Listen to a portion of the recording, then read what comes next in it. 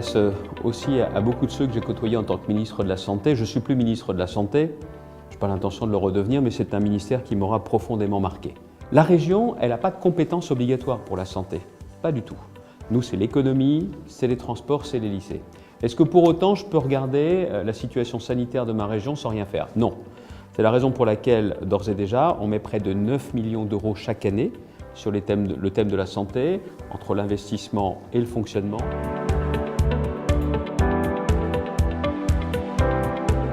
Ce plan doit absolument prendre conscience d'une chose, on marche bien sur deux jambes, il faut qu'il y ait une jambe publique et une jambe libérale aussi forte. Il y a une bonne direction qui est donnée. Maintenant, il faut redonner confiance. C'est la question aussi des mesures. Est-ce qu'elles contreviennent ou pas à l'exercice libéral?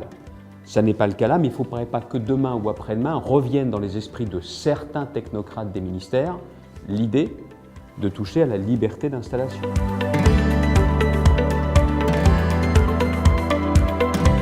Question de confiance.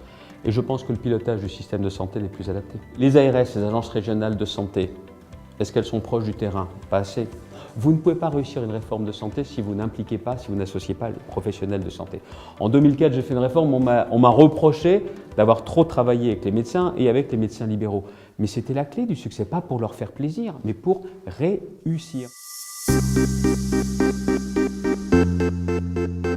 J'ai tendance à dire que dans un certain nombre de situations, j'ai plutôt l'impression que c'est exactement la même chose, que cet exercice libéral que j'ai connu jusqu'à il y a 25 ans, dans un certain nombre de situations, et quand je vois, je dois dire, certains comportements ou réactions de médecins, je me dis que pas beaucoup de choses ont changé.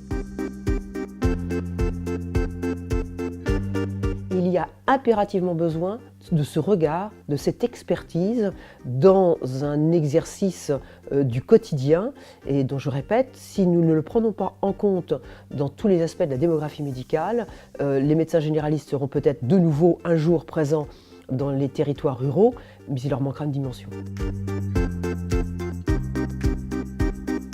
Nous sommes là aussi, nous, dispositifs d'HAD, comme un corps sans tête, si nous n'avons pas de médecins traitants et si nous n'avons pas des médecins spécialisés.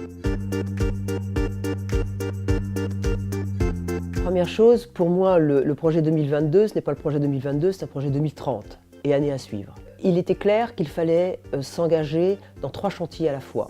Le chantier du financement, le chantier de la formation, le chantier de l'organisation.